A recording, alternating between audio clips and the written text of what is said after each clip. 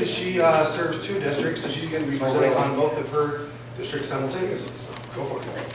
Bridget Markwood, and District 5750. I started out as a graduate student project when I was 24, and now fast forward 15 years, I'm still here. And then I moved to Wisconsin and got involved in Rotary there, and then we moved to Corpus Christi, and I've gotten, the last 2 years I've been involved with the district there for RILA, but I'm also the incoming Lieutenant Governor for Youth Services there as well. So I'm going to today just talk a little bit about the 2 RILAs. They're now quite similar in a lot of ways. I'm not going to talk a lot about the programming part because I have another session tomorrow that I'm going to talk about the actual games and whatever we play. So I'm going to do the basics of both RILAs, Rotarian alumni involvement in each, the training and development that we do with the staff, the structure and procedures prior to check-in and prior to camp, meals, etc. The basics, okay, so we already kind of know this. We've been talking about it. Oklahoma's 5 days, 4 nights. We have 1 staff day and night training, and we'll get into more of that. Oklahoma has about 38 clubs. 1 year it might be 37, the next year it might be 39, so about 38. We have about 100 campers and about 50 returning campers, which make up our staff. In Texas, we have the 3 days, 2 nights, 1 staff day. We have about 58 clubs, 150 campers, and we're going to be about the same amount of staff as Oklahoma starting next year. The camps, the Texas one is held in January and February, somewhere around there. We held it at the beginning of this month. So about 3 weeks ago. It's held mostly indoors. It's warm enough out there. We do plenty outside, but we do a lot inside. In Oklahoma, it's always been in June until this next year. It'll be in July. It's been at the Oklahoma State facility. They have a camp facility since 2002. There you see the little tents to keep out the bugs. But those are their team stations. And this next year, we've outgrown the facility, and our normal dates are during the International Rotary International program. So we're going to move it to July and hold it at church camp. Our programming is, I'm going to call it transformative, and I'll talk a little bit more about that tomorrow. And it is sequential. So each day builds on the day before, and so it's not topical. It's almost exclusively activity-based. We have a very, very few speakers. We want them to experience the topic rather than hear about it. We have a mix of team activities within their small teams. And then we do a lot of mixed team activities because you know that's one of the things they always want to do is meet other people. So we have a good mixture of that. And we have whole group activities as well. Our programming, we've got some very unique activities, and we'll talk about those more tomorrow. Several that are Rotary-based. And I'll get into some of those, one on the 6 areas of focus as well. We have 1 to 3 speakers. Texas has 1, and Oklahoma will have 3 this next year. And they're ones that the students say bring back, and they're no more than 30 minutes each. We have plenty of energizers and skits. I'll tell you about the people that do the skits. And we rotate from more state, like you were saying, where they're sitting in a team, and the next thing they do is very activity-based. No more than about an hour for an activity, unless it's something that's pretty active and intense. We have 0 free time. That was another question. Instead, we have built-in reflective time. And see, that's one of our elaborate that we do. Rotarian involvement in Oklahoma. This is really interesting because this is a very student-run program. Both of them are. But the Rotarians are very involved, but they're involved differently. In Oklahoma, it is a small district committee that is me and like 3 other people. We communicate mostly through email and telephone because I don't live there anymore. And we know kind of what everyone's roles are, and we get it done. At the camp, though, we have several Rotarians that come out and stay for the whole time, just a handful. They've pretty much been the same Rotarians for years. They're pretty committed, core group. But then we have clubs that volunteer as clubs to come out. We do all of our own cooking, so they can come out and they help cook meals. They do all kinds of different projects for us. They come out and help facilitate some of the games that I'll be talking about tomorrow. We also have a Rotarian chili cook-off, and I started this in, I think, 03-ish. Just to kind of bring people out there and let them know what we're doing. And this is from the chili cook-off, but we had about 30 different kinds of chili this year, which was awesome. And it's one of the things that the staff always looks forward to, the chili. And Oklahoma always offers this wish list idea. So they tell me, what's your wish list? And I give them, this year it's 200 camp chairs, because the new facility doesn't have very good chairs to do. So they provide all kinds of things. How many days is your camp? 5 days. 5 days. not including the staff day. The Rotarian involvement in Texas is actually not a district project, it's a club project. The downtown club, the large club in Corpus Christi, which has over 200 members, this is one of their club projects they do for the district. And so they have about 38 or so volunteers each year to be on that committee, and they take care of everything, all the logistics, and they break it up. Where in Oklahoma I do a lot of, like I do the t-shirts and the food orders and all of that. They have different people that do all of those jobs. Which is great. I mean, they've been doing it that way for years, and everyone has a lot of ownership in it. The communication, they mainly meet right after their club meetings, and they just have their quick RILA meeting. And at camp, they have several chaperones from around the state that come in, so people are connected and able to be connected from other clubs. And then a core group, which is club right there, are there throughout camp. Staffing, and this gets into, I know a lot of you have, we're going to get into, I think, tomorrow, some presentations on staffing. So I'm not going to do too much because I think it's pretty similar, but we have our campers come in as sophomores. In Texas, obviously, it's during their sophomore year. In Oklahoma, it's right after. The following year, we have a position called Trailblazer, and they're not actually in a team. They function on their own agenda, and I'll tell you a little bit more about that in just a minute, but they are first year back, and they help us run everything. Because what we found was when we came up with games and activities for everything, we had, obviously, I'm not 20, I'm not, 17, not even close, but I don't have that energy to run all over camp and set everything up. But I also didn't want to take the counselors or junior counselors away from the groups. So the counselors and the junior counselors stay with their teams, and then the Trailblazers help us set everything up. They're also there to fill water jugs or whatever else that we need done. In Oklahoma, we also have positions. Our assistant director has been with us now 10 years. She was a camper 10 years ago. And we have an activities coordinator who works with the Trailblazers and helps get everything set up. And he's been with us about 8 or 9 years. We have a DJ. I'll tell you more about that. We don't have a dance, but we have a DJ. Security guards at night, usually a former Rilarian that wants to come out but can't make it during the day. And we're just now creating this year elders. Probably 2, we're thinking. But these 2 girls are going to be my elders. I've had them since they were like 15 years old. And this one, Rebecca's going to start medical school this next year, and she's going to start grad school too. So they're going to take on a position more like a Rotarian would and help out, just be a volunteer, but still be connected. They both are such a part of the fabric of the camp that if they'd like to stay, their leadership has really been profound. So the training. We do this day and night. It's the day before camp. We started this because I moved away and I had no time to train them, so it was just for convenience. But what it turned out to be was a wonderful time. It was a reunion for them because they all know each other. They can stay up late, they can have fun, they can talk to each other, do whatever little inside jokes they've got. But then when the campers get there, we have expectations that they stay focused on them and go to bed during lights out. It actually works pretty much, but it's also a great time to do any training on new activities, any reminders on the old activities because it's been a year. And they also set up. One of the things that's not in any other part of this presentation is we do mailboxes. I don't know if anybody else do mailboxes. And we do the little 6x9 envelopes, turn them backwards, and then they can pass notes to each other. So the counselors and staff, they make the little mailboxes for everybody. They just get everything set up for the camp.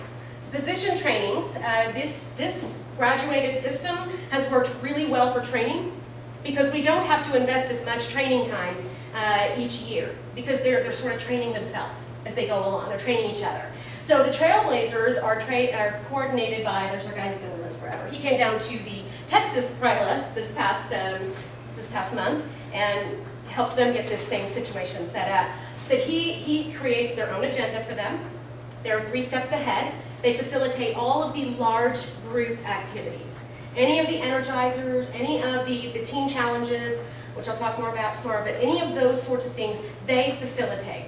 They're getting a lot of experience. They also do the skits. They get a lot of experience getting up in front of people and sort of seeing how the big picture is, how a big camp is done. How many? We are going to be taking about 20 this year because we have 12 teams and we want them to be able to, that's accounting for attrition. The Trailblazers, though, they do have some time that we allow them to go in, certain times. We have an activity on bullying, and we allow them to sit in and observe and participate a little bit, just so they can kind of get used to being back in a group, but it's more towards the end of the week. Junior counselors are obviously in the teams, they work with the counselors. The counselors let them facilitate and work with the counselors to say, you know, you're training this person, so let them do some facilitation, lead some of the debriefs. We try very hard to match the personalities carefully on these. Because, and we really like having our introverts and our extroverts, we do the Myers-Briggs too, we like having all of the different personalities because those kids coming to camp have all different personalities. And Rebecca, that's going to medical school, she is such an introvert. She has such a profound way of leading, and it's so cool for those kids to see somebody that, if they're walking in and they're quiet, it's really cool. They think, I can be a leader too. But we're not going to match her with another introvert. We're going to make sure that she's got somebody who's a little bit dynamic and kind of kooky and crazy, so they've got that fun element in there too. So by the end of the week, I mean, the kids have gotten everything. Basic structure, we have 12 teams. Each team has a counselor and a JC. I found years ago the simplest way to do this is assign every one of them a color, and everything about them is in color. It's all by their color groups. They name themselves. I don't worry about any of that. We don't do any of that during training. That's something they do as far as their team bonding goes. But this obviously is our orange counselor, Texas, and she's got a bunch of orange stuff. I'll talk to you more about what they have. We have meetings at camp, the debriefs. I stopped doing the night when I got older, and I just was done. And I'm just tired. So we do it in the morning, and it also serves another purpose by doing it in the morning. It wakes them up. And by the time the campers are up and around, they're awake, instead of crawling up to and they're tired. So about 45 minutes before breakfast, they have to show up, and our activities coordinator and assistant director have a bunch of little mini games, these minute-to-win-it things, that kind of get them laughing and moving around. And then 30 minutes before, we do our overall overview of the day. We talk about any challenges they might be having with students. But we also started this last year, character coins. And now we've done it in Oklahoma and Texas, and it is amazing. Those little cheap plastic gold coins, we got a bunch of those, and we put them in little baggies, and we give them to the Rotarians around camp. And say, and you know when Rotarians come visit too, because sometimes you have them dropping in, so we give them these little baggies, and we say, we want you to give these out to campers or staff that you see exhibiting good character qualities. And then at the end of the day, we have these little treasure boxes. You use at Hobby Lobby for $1 or something like that. We put their colors on it. At the end of the day, they put all their coins in their little treasure box. Trailblazers count them, put them back in the baggies, and ready for redistribution in the morning. And so they're actually bonus points. They count as bonus points for a series of events called Team Challenges that I'll tell you about tomorrow. But they're bonus points for them. And at the morning meeting, we ask the staff to nominate 10 people for character points, and we give those out during breakfast. They're not allowed to nominate anyone in their group.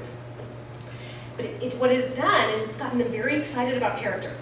And you see the counselors and the staff and the trailblazers, oh, and that one kid, that when he did this, and they, oh yeah, I saw that too. And they get really excited about character.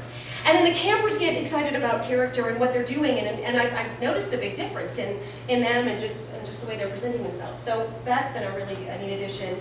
So easy identification and safety. Obviously, we've got 100 students, 150 if you include the staff in Oklahoma, and we've got about 200 if you include the staff in Texas. That's a lot of people, and I'm like the size of a camper. Got shoes on that have heels, but otherwise I'm really short.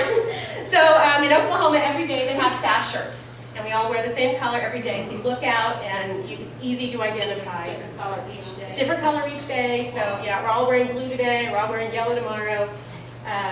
Really easy. And then both in Oklahoma and Texas, they have the T-shirts, the team colors, on the day of pictures. We make little rainbows of ourselves. And then the staff on that day wear the different color. They wear the same as the rest of the staff, so that red group's not wearing, the counselor's not wearing red. They're wearing white or whatever it is, so we can still identify them. We get everybody a bandana in their team color. They like to wear it on their sleeves, on their head, everywhere. Easy identification of the students, no matter where they are. Oh, there's a red team person walking over there. Lanyards, we have them in Oklahoma. We moved to all the colored lanyards. In Texas, they will when they run out of the ones they have. But you can see here, they've got, obviously this is a mixed team one, but all of those kids come from different groups. What's posters? Oh, posters. That is something I'll talk a little bit about tomorrow, but when they first get there, we have like yardsticks and a poster board. And they fold the poster board in half, and they have double stick tape on each side. But they get to make whatever they want with their team name and design the little thing. And I'll just skip that part when I get to it. When they come into a place, into the lodge or a new activity, the team, whoever it can be a camper. By the end of the week, it always is. They're proud to hold it. They hold it up, and they hold up the number of fingers of the students they're missing. So we don't get started till everybody's there, till everybody's on 0. So I know like red team's missing 1, or blue team's missing 4. What, blue team, really? So that's our keeping tabs on campers. One of the things that when you have in Texas, I mean, we have up to 13 kids in a team that can get 5 minutes, okay, pretty distracted. So we put, they have to give their name tags to their counselors when they finish, or whenever they go someplace, and then they get it back. Holding up, I told you about that one. The RILA Y, you know the Y in the RILA? We do that when your arms go up, your mouth goes shut, and within like, we got that off of the international RILA. So when we tell them about that, they think it's pretty cool that they're connected to, people everywhere. But it works really well. Mini agendas go in the back of the name tag, and I have some samples I can show you. I can run a sample. I'm gonna, you know what, if you want to talk to me about this, I'll talk to you about it later because I'm running short on time. But we connect with all of the campers prior to, the counselor's calling, obviously, but I also have a piece of information that they have to send back to me as well as their parents. If I don't get it, I call them. Check-in, there's also a streamlined process for that. So if you want more information on streamlining check-in, you can see me. We take all technology, every bit of it. They're not allowed any of it. Not cameras, nothing. And they like it by the end. Sleeping arrangements are different. We have a staff in, I've got the staff cabin in Texas, but the staff are some of the chaperones, so we have older kids. We've got, a lot of our counselors are, well, they're at least a sophomore in college, so they can serve as chaperones. Meals in Texas, it's all covered. It's part of the camp. I'm going to put this on the Dropbox file. I'm going to go pretty fast. We do-it-yourself food in Oklahoma, and I really, really love it. We save a fortune. Dinners are like $5 a head, and they're really good. It's like ribs, and then of course we do chili night. But chicken, whatever. We have breakfast. We make sure it's high protein because we're a very active camp. We do plenty of salt, and for lunch you can really plan what your kids need in every meal. So we do 0 desserts. Not a lot of carbs, except at night. We have 4th meal because we go late, and we fill them up on cheese and carbs, and then they go to sleep. 0 junk food. They're allowed for snacks, fruits, vegetables, water, no sodas, and we always have peanut butter and jelly out, and they go through a lot of that. We send home a lot of information. I'm going to have this again tomorrow, so I'm going to skip it. Music, logistics. We use music for logistics and for moving people. So when you're trying to move people and you have like an hour, and then move them, hour, move them, and you have that many people. So our DJ, a real DJ, it's really cool. He brings all his equipment in, and he just sets it up and he starts playing. Every song is tied to the activity, so it makes sense. And they start playing it about 2 minutes before the activity begins. And he says, when the song is done, you need to be in place. They look at the mini agendas, they know where to go, and they're there. But instead of dragging up the hill or something in Oklahoma, it's 100 degrees, they're dancing, and then they're ready to go. But it worked. It worked really well. So if you have the opportunity to do music, and then we create moods in other areas. Every agenda item has a learning outcome. It's tied to one or more of these 3 areas, these next 3 areas. Some of them have broader other learning outcomes, but we have a strong focus on character. Just like the mailboxes, we have character awards. They can nominate each other for different character qualities, and then we give those awards out when we give out their certificates with the character points. We play a game called Character Mart, which lets them go shopping for character qualities, and then they explore them. I'll talk a little bit about that tomorrow. There are traits, the character traits tied to every single activity. Those are actually embedded in the agenda so the counselors know what we're going for. And then we have reflection times. Focus on team skills, obviously, in several different ways. And a focus on leadership. Communication, we have activities on communication. We have activities where we're encouraging them to step up in their communities and step out. Finding their strengths, obviously Myers-Briggs, and we have some other things. Finding their strengths in themselves and in others. That's very important. Public speaking, they get up 4 times at least in front of their peers. And engagement in service and making a difference. We have a very strong focus on Rotary in there.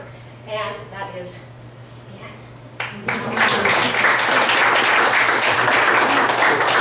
20 seconds for a question. Yes. With all the character pieces, do you use the 4-way test in there?